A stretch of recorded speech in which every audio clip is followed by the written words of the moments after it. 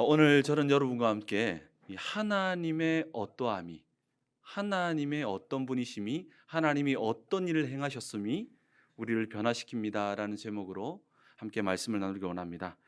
우리 서로 한번 인사하며 말씀 듣기를 원합니다. 잘 오셨습니다. 은혜를 경험하는 밤 되기를 축복합니다.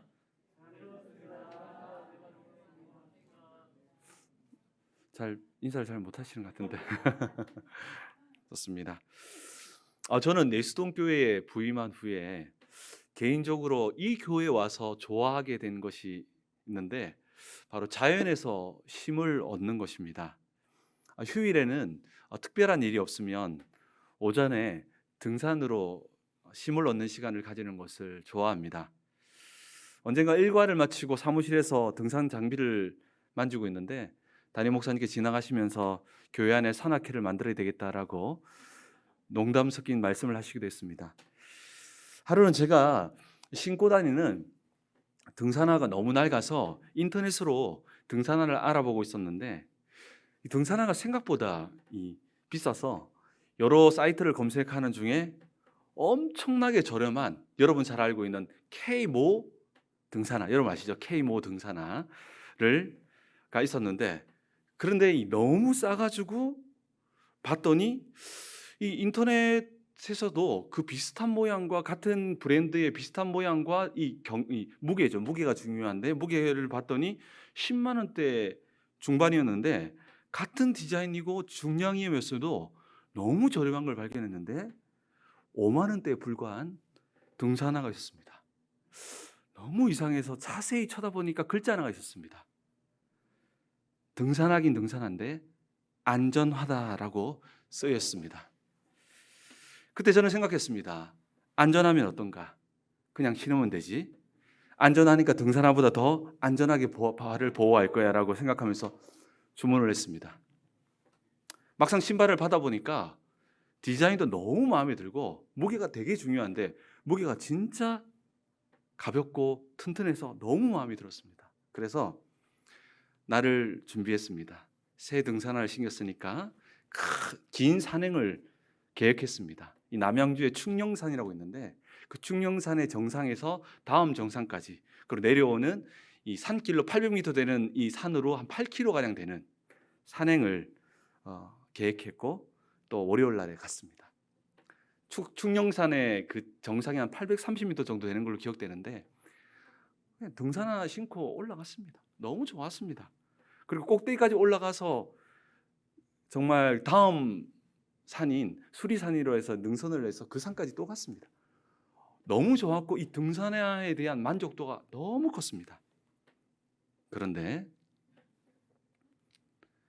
하산하면서 등산화로 안전화를 구입한 것이 저의 실수였음을 깨달았는데요.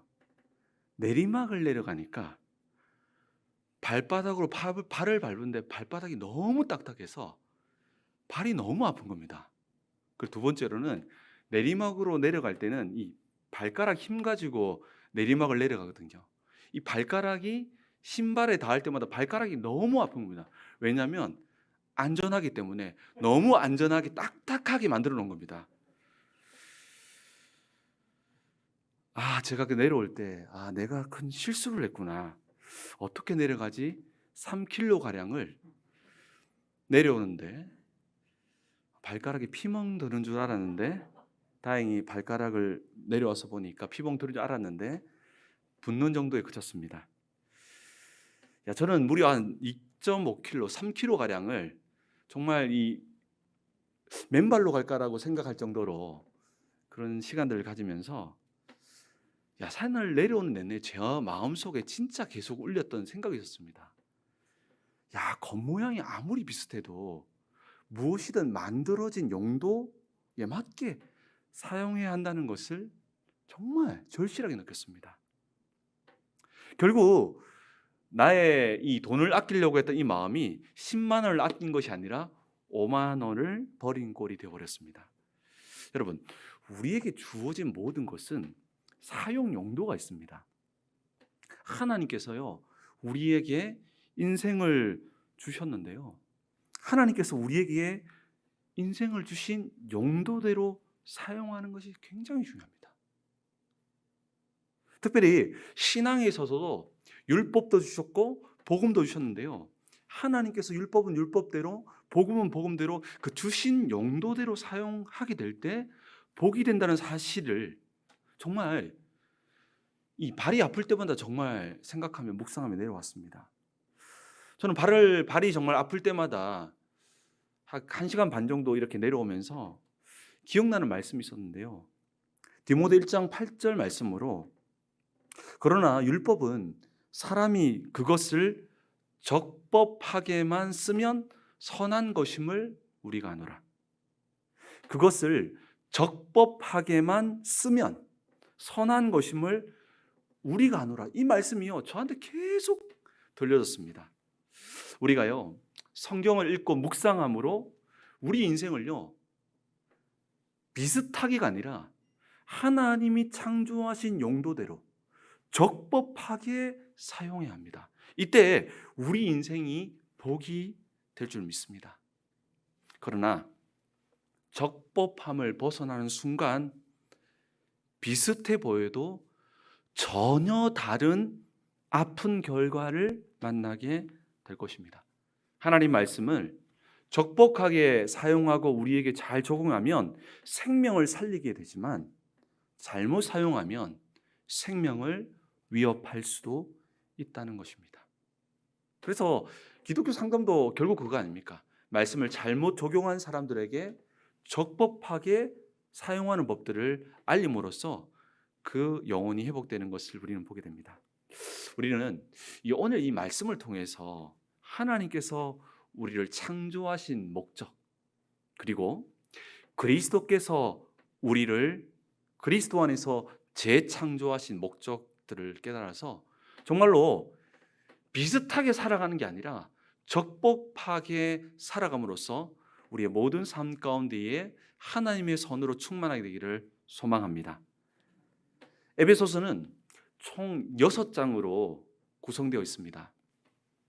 에베소서 1장에서 3장까지는 그리스도 안에서 성도는 누구인가에 대해서 이야기합니다.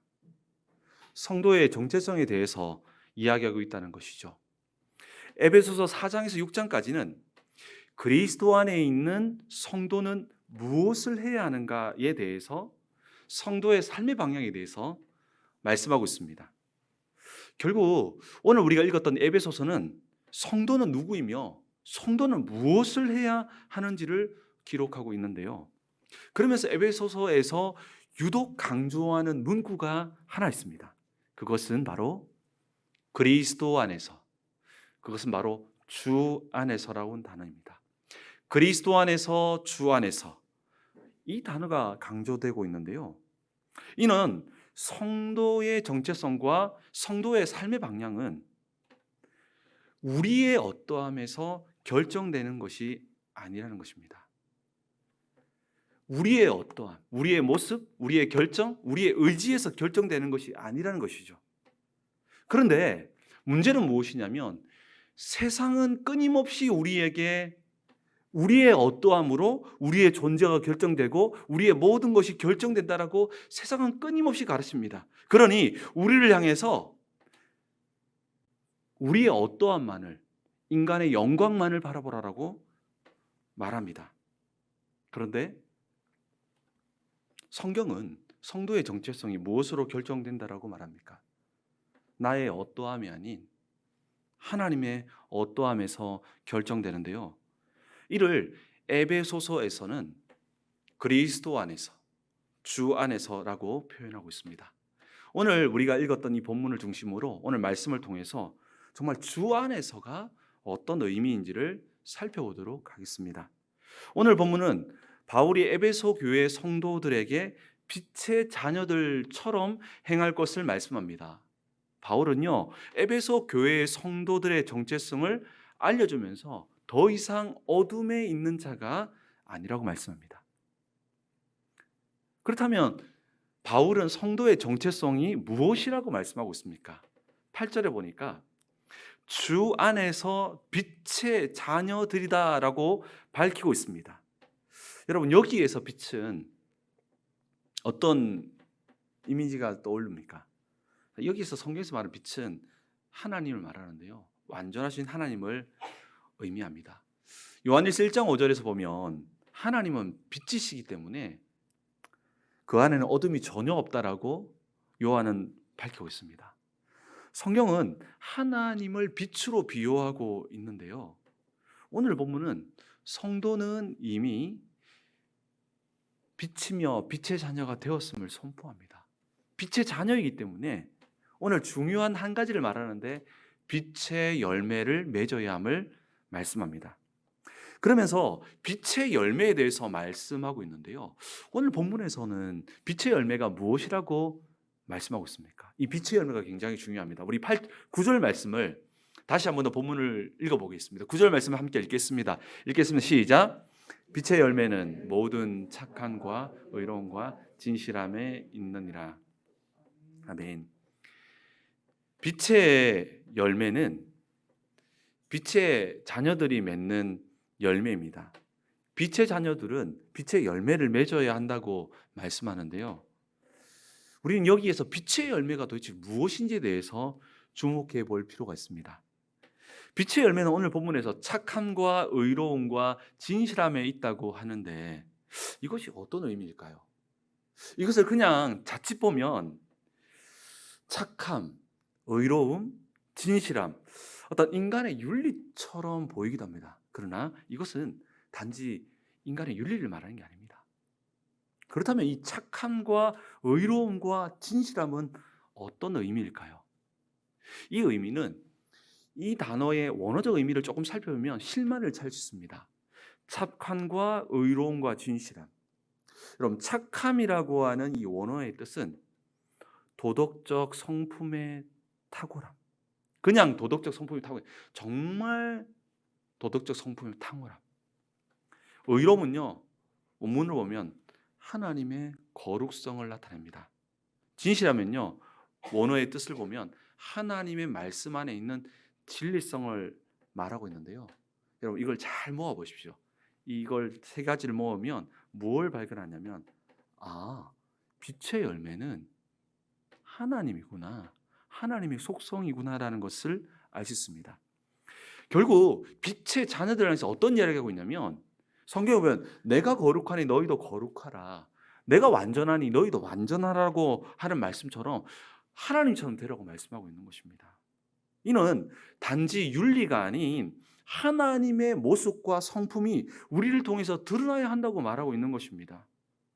결국 빛의 열매는 하나님의 성품, 하나님의 모습을 말하고 있음을 알 수 있는데요, 문제는 이것이 우리에게서 하나님의 성품이 드러나야 함을 말씀하는 겁니다. 단지 내 수준의 성품이 아니라 신적 성품이 드러나야 한다는 것을 말하고 있는 것입니다. 만약 이것이 우리 내면 안에, 인간의 내면 안에 내재되어 있다면 어떻게 하면 됩니까? 세상의 종교들처럼 열심히 해야 됩니다. 죽도록 하십시오, 죽도록 노력하면 됩니다라고 말할 것입니다. 그런데요, 이 신적 성품은 우리의 성품이 아닌 하나님의 성품이기에 우리의 열심과 노력으로 되는 것이 아닙니다. 그렇다면 오늘 이 본문에서 아주 중요한 것은 빛의 열매를 맺으라고 말씀하고 있는데요, 그렇다면 어떻게 하면 빛의 자녀들이기에 빛의 열매를 맺을 수 있을까요? 이 원리를 오늘 함께 나눠보기를 원합니다. 우리가 어떻게 하면 빛의 열매를 맺을 수 있을까요? 만약 이 메시지가 정말 우리 내면 안에 우리가 정말 빛처럼 행할 수 있다면, 우리는 정말 이 메시지는 윤리처럼 빛처럼 행하십시오라고 설교하면 아멘하면 끝나게 될 것입니다. 그런데 우리 안에는, 우리의 성품에는 빛이 내재되어 있지 않습니다. 그런데 왜 바울은 이와 같은 메시지를 전하는 것일까요? 이것을 정확하게 복음의 관점으로 이해해야지만 우리는 비로소 진정한 빛의 열매를 얻게 될 수 있습니다. 어떻게 하면 우리는 빛의 열매를 맺을 수 있을까요? 가장 먼저는 성경에서 우리에게 요청하는 것이 있습니다. 그것은 바로 성도의 영광을 바라보아야 합니다. 세상은 우리의 정체성을 우리의 행동에 따라 결정된다고 말합니다. 그러니 인간의 영광만을 바라보고 인간의 영광을 세우기 위해서 최선을 다해서 노력하라고 말합니다. 그러나 성경은 우리가 어떻게 행동하느냐에 따라서 우리의 정체성이 결정된다고 말하고 있지 않습니다. 우리가 어떤 행동을 하느냐보다 우선되는 것이 있습니다. 그것은 하나님이 우리를 어떻게 보시느냐에 따라서 우리의 정체성이 결정된다는 사실입니다.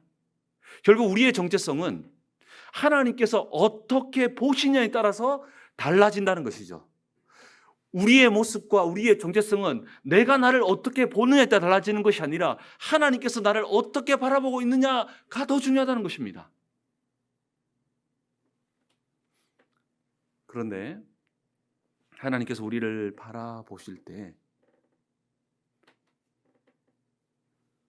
우리의 연약함과 나약함, 넘어짐보다 우리를 바라보실 때 더 강력하게 보이는 것이 있습니다.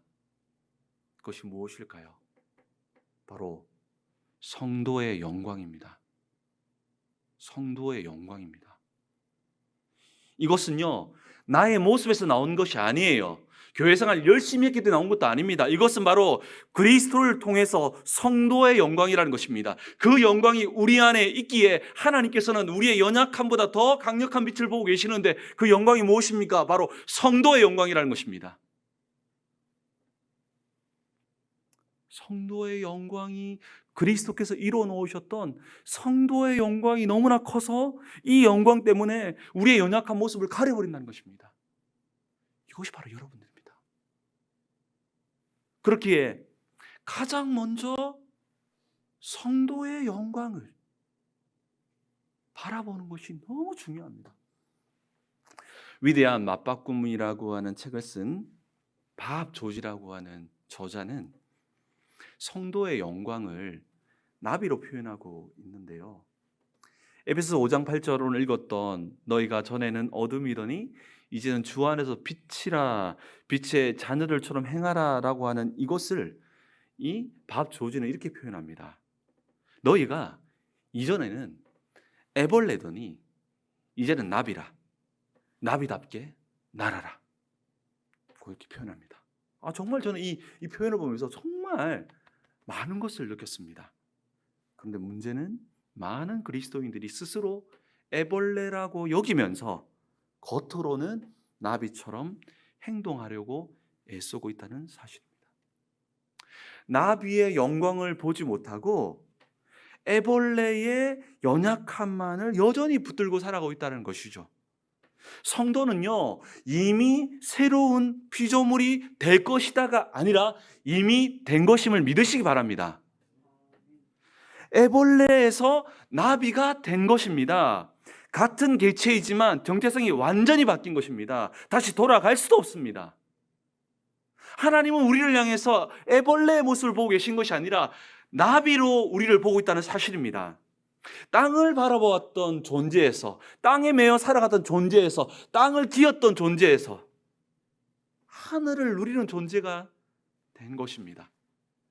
이것이 나의 어떠함에서 나온 것이 아니라니까요. 하나님의 어떠함에서 나온 것입니다. 한때 땅을 기어 다녔던 존재였지만 이제는 땅 하늘 위를 날아다닐 수 있는 나비가 된 것이죠.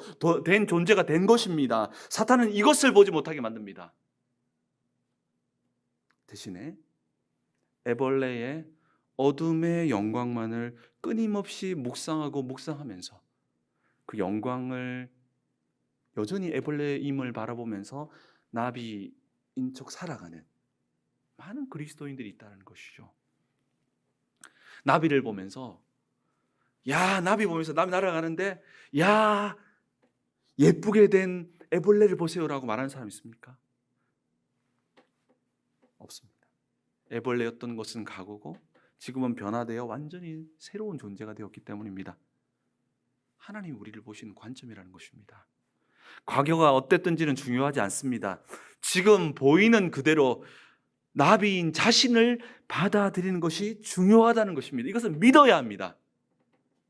이것이 바로 성도의 영광이라는 것입니다.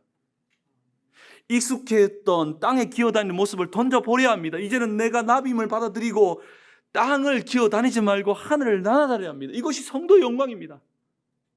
빛의 열매를 맺기 위해서는 가장 먼저 그리스도로 말미암아 우리가 나비 되었음을 받아들여야 합니다. 사랑하는 성도 여러분, 우리는 더 이상 땅을 기어다니는 애벌레가 아닙니다. 더 이상 세상에 매여 땅을 바라보며 살아갔던, 기어다녔던 애벌레가 아니라는 것이죠. 이제 우리는 하늘을 누비며 날아가는, 살아가는 나비입니다. 이것이 그리스도께서 이루신 선물입니다. 성도의 영광은 우리의 어떠함에서 나오는 것이 아닙니다. 신앙생활 좀 잘했다, 여기서 나오는 게 아니라니까요. 사람들의 칭찬에서 나온 게 아니라니까요. 바로 하나님의 어떠함인 성도의 영광에서 나옵니다. 이것이 성도의 영광입니다. 하나님이 이루어 놓으신 것입니다. 우리가 빛의 열매를 맺기 위해서는 가장 먼저 우리가 나비임을 받아들여야 합니다. 우리는 더 이상 세상을 바라보며 살아가는 존재가 아니라는 것이죠. 이제 우리는 나비가 되었습니다. 하나님의 방법은요, 억지로 강제로 행동을 끌어내는 것이 아닙니다. 발로 차면서 빛의 열매로 맺으라고 하시는 분도 아닙니다. 뒤에 채찍을 가면서 빛의 열매 안 맺으면 나 너 버릴 거야 라고 말씀하시는 분도 아니십니다. 하나님의 방법은 성도의 영광을 보게 함으로 그 영광으로 말미암아 능동적이며 기쁨으로 빛의 열매를 받아들이는 겁니다. 찬양이 나오세요. 성도의 영광 받아들이는 것입니다. 하나님 방법은요, 진짜 그렇습니다. 발로 차면서 너 빛의 열매 맺지 않으면 너 나 버릴 거야? 복 주지 않을 거야? 그런 분 아니십니다. 성도의 영광을, 하나님께서 이루어 놓으신 성도의 영광을 보게 함으로써 능동적이며 자발적이며 기쁨으로 빛의 열매를 맺게 하신다는 것이죠. 그러면서 하나님의 성품이 우리 인생을 통해 드러나게 하십니다. 이 모든 원동력이 바로 성도의 영광을 바라보는 데서 시작됩니다. 우리가 그리스도 안에서 나비가 되었음을 먼저 받아들이는 것입니다. 그러면서 이 나비의 영광을 누리는 것입니다. 이때 우리 인생 가운데 정말 나비의 아름다움이 나타나게 될 줄 믿습니다. 우리 서로 인사하겠습니다. 나비님 반갑습니다. 자, 그렇습니다. 자, 오늘 말씀을 통해서 진짜 우리가 나비임을 받아들임으로 이미 어둠에 사로잡혔던 애벌레에서 벗어났음을 확신하게 되기를 정말 축복합니다. 하나님이 우리를 보실 때요, 우리의 연약함을 너무 커가지고 그 큰 걸 볼 것처럼 보이지만 우리를 보실 때요, 그리스도께서 이루어 놓으셨던 우리 안에서 뿜어져 나오는 성도의 영광을 보고 계시는데 우리 또한 그걸 보아야 되지 않겠습니까? 그렇다면 우리는 어떻게 하면 빛의 자녀들처럼 빛의 열매를 맺을 수 있을까요? 두 번째로는 그리스도의 영광을 바라보아야 합니다. 오늘 본문에서 주목해야 할 부분이 있습니다. 8절에요. 주 안에서 빛이라. 주 안에서 빛이라. 언제 빛이면 주 안에서 빛이라고 말하고 있습니다. 우리는 주 안에서 빛 안에 거하게 되었고요, 결국 빛의 자녀가 되었습니다. 그렇다면 이 본문에서 말하는 주 안에서는 굉장히 중요한 의미가 되겠죠. 주 안에서는 무슨 의미일까요? 무슨 말일까요?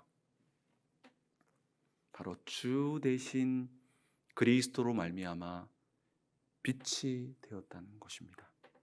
결국 빛의 자녀는 우리의 어떠함, 우리의 노력, 우리의 어떤 신앙의 행위가 아니라 그리스도로 말미암아 된 것인데요, 이것은 무엇을 말하는 것일까요? 이는 우리가 먼저 빛 대신 그리스도의 영광을 경험함으로 우리 역시 빛이 되었다는 것입니다. 우리가 그리스도의 영광으로 말미암아 빛의 자녀가 되었고 그 그리스도의 영광으로 말미암아 빛의 열매를 맺게 된다는 것입니다. 그러면 무엇이 중요하겠습니까? 우리가 열심히 하는 것보다 더 중요한 게 뭐냐면 빛의 열매를 맺기 위해서는 나의 어떠함을 먼저 바라보는 것이 아닙니다. 하나님의 어떠함을 바라보아야 합니다. 우리가 빛의 열매를 잘 맺기 위한 전략은 나의 노력과 열심이 아닙니다. 이것은 그 다음에 오는 겁니다. 그럼 무엇입니까? 하나님의 어떠함을 바라보는 것인데 더 분명하게 구체로 말하면 바로 그리스도의 영광을 먼저 경험하는 것입니다. 그리스도께서 십자가에서 이루신 사랑의 영광을 먼저 바라보라는 것입니다. 놀랍게도 이것이 세상을 바꾸는 힘입니다. 이것이 교회를 바꾸는 힘입니다.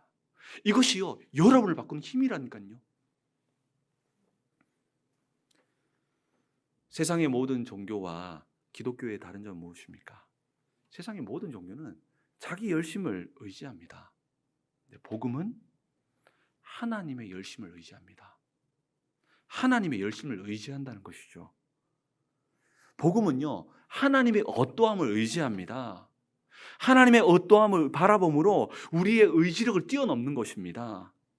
바로 그리스도의 영광을 바라보고 그 영광을 경험한 만큼 우리에게 빛의 열매를 맺게 된다는 것입니다. 그렇기에 성경이 말씀한 대로 믿음과 행함은 분리될 수 없습니다. 우리가 진정으로 그리스도를 믿는다면, 우리가 진정으로 그리스도의 영광을 경험했다면 그 그리스도의 영광이 우리의 인격과 삶을 통해서 반드시 드러나는데요, 이것을 또 다른 표현으로 행함이라고 말합니다. 그렇기에 십자가의 도, 이 십자가의 메시지, 십자가의 도, 십자가의 메시지인 이 복음이요, 하나님의 능력이 되는 것입니다. 그리스도의 영광을 바라보는 것이요, 세상을 바꾸는 힘이 되는 것입니다. 그리스도를 바라보는 이 영광이요, 온 땅을 바꾸는 능력이 되는 것입니다. 그래서 십자가의 도는 하나님의 능력이라 말하는 겁니다. 우리는 십자가의 도의 영광을 바라보는 만큼 우리 인생이 빛이 되고요, 빛의 열매가 나타나게 되는 것입니다. 그렇기에 우리는 주 안에서 빛이 되는 것입니다. 그리스도로 말미암아 빛이 된다는 것이죠. 그렇게 우리는 주 안에 머물러야 합니다. 그리스도의 영광을 바라보고 그리스도의 영광을 만나야 합니다. 여러분, 부흥회를 할 때마다 예배당에 들어오는 순간에 그 문 앞에서부터 그리스도의 영광을 바라보면서 수많은 사람들이 깨어졌습니다.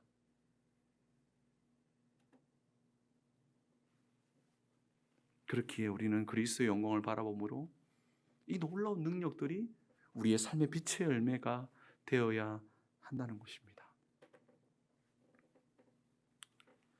그리스도의 영광을 바라보고 그리스도의 영광을 만나는 것은 굉장히 중요합니다. 이것이 에베소 교회를 향한 바울의 소망이었습니다. 그래서 바울은요, 이렇게 기도합니다.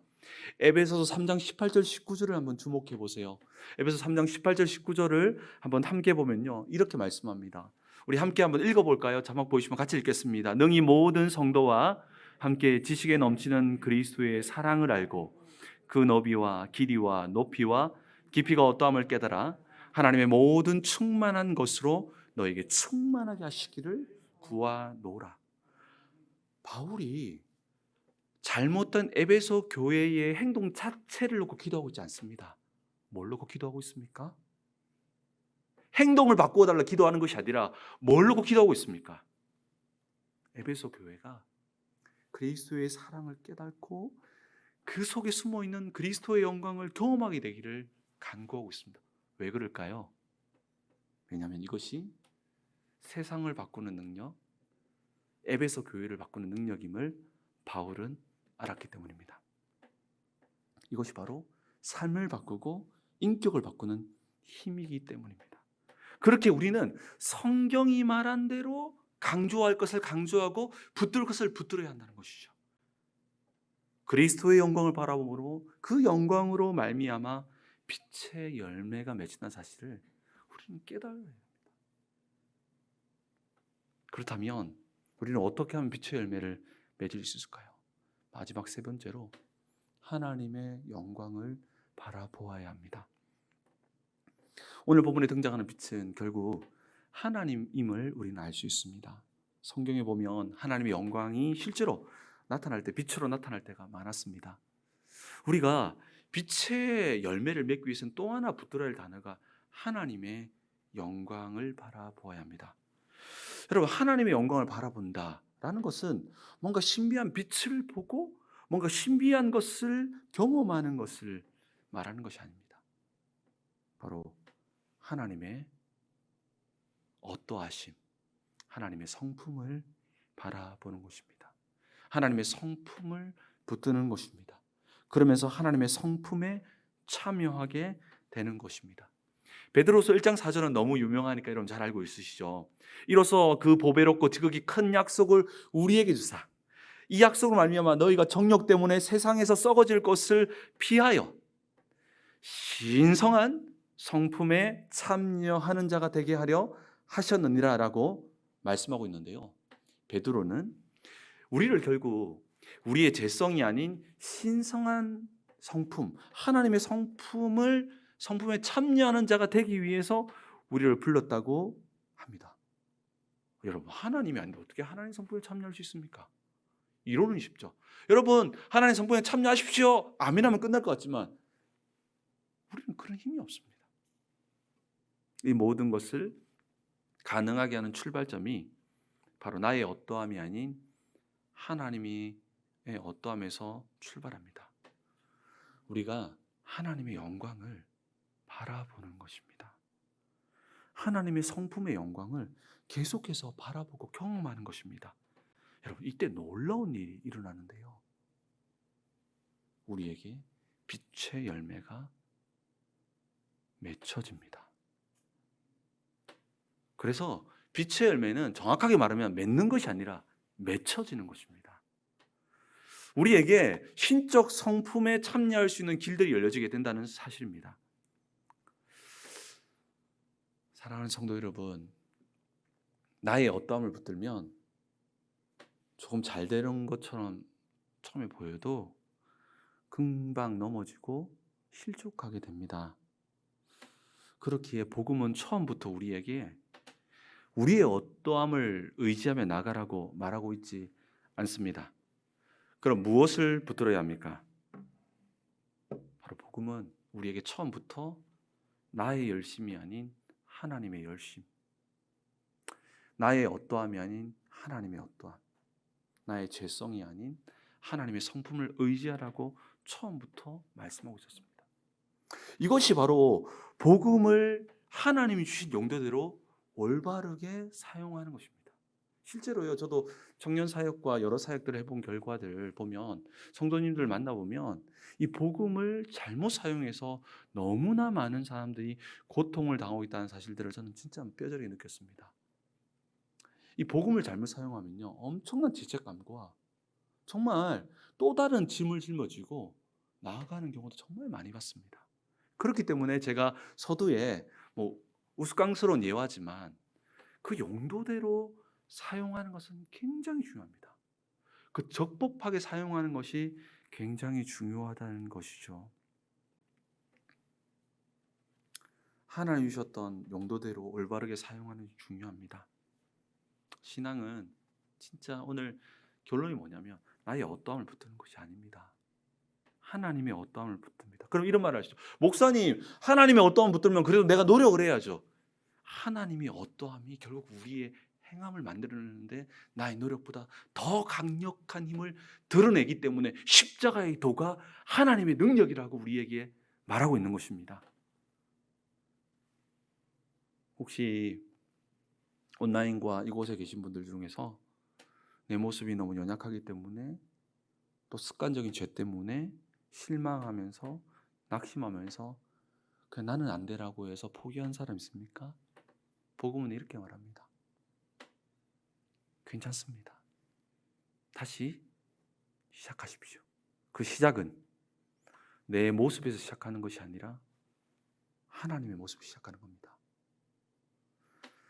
내 제약으로 말미암아 넘어져 있다면 내 제약이 얼마나 더럽고 얼마나 큰지를 바라보기 전에 하나님의 영광이 얼마나 위대하신지를 바라보십시오. 그러면 우리의 죄악은 이미 십자가로 말미암아 결박되었음을 보게 될 것입니다. 노하기를 더디하시고 자비롭고 은혜로운 하나님의 영광을 바라보십시오. 그때에 우리는 죄와 사망의 권세에서 자유했으며 이미 어둠의 권세는 결박당했음을 보게 될 것입니다. 그때 우리는 선을 행할 능력이 우리 안에서 일어나게 되는 것입니다. 우리는 결국은 더 멋진 삶을 살자, 더 잘 행하자는 이야기입니다. 그런데 그 근본적인 출발점이 세상의 종교와 다르다는 이야기죠. 세상의 모든 종교들은요, 열심히 행해야 된다. 그것만이 답이다. 모든 것은 인간에서 나온다. 인간의 영광을 바라보라. 인간의 어떠함이 중요하다. 끊임없이 들려주고 있습니다. 그러니 복음을 들은 우리에게도 이렇게 헷갈림이 일어나는 거죠.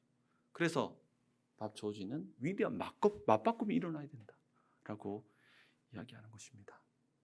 사랑하는 성도 여러분, 우리는 하나님을 정말 기쁘시게 하는 멋진 삶, 빛의 열매를 맺어야 합니다. 그 대안은 우리를 압박하는 것이 아닙니다. 하나님의 방법은요, 우리를 압박하는 게 아니에요. 너 그렇게 하면 벌 받아? 복 안 줘?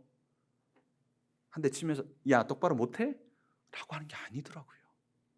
하나님 방법은 놀랍게도요, 정말 성도의 영광을 보여주면서, 그리스도의 영광을 보여주면서, 노하기를 더디하시며 자비롭고 은혜로우신 하나님의 영광을 보여주시며, 그 영광을 경험한 사람들로 하여금 그 영광을 나타내게 하시더라고요. 여러분, 정말 우리에게 성도의 영광이 있습니까? 정말 우리에게, 정말 나는 정말 때로는 망나니처럼 살아가지만 그럼에도 불구하고 예수를 믿는 우리에게 그리스도의 영광이 있습니까? 정말 우리에게 하나님의 영광이 정말 임했습니까? 정말 하나님의 영광이 임해서 정말 고린도전서 3장 16절처럼 우리가 정말 성전되어져서 정말 성령이 우리 안에 거하는 영광이 정말 임했습니까? 임했습니다. 이것을 받아들이십시오. 이것이 나비임을 받아들이는 겁니다. 이때 우리는 하나님이 기뻐하시는 삶을 살게 될 것입니다. 이때요, 우리의 수준이 아니라요, 빛의 수준의 열매가요, 우리의 인격과 삶에 나타나게 된다는 것입니다. 그렇기 때문에 우리는 우리의 어떠함을 붙드는 세상의 종교의 원리가 아니라 하나님의 어떠함을 붙드는 복음의 원리를 붙드는 우리 모두 되기를 소망합니다. 이로해서 정말로 예배를 회복하며 기도를 회복하며 말씀을 회복하게 되기를 예수 그리스도 이름으로 축복합니다. 이때 빛의 열매가 우리에게 가득 맺히게 될 줄 믿습니다.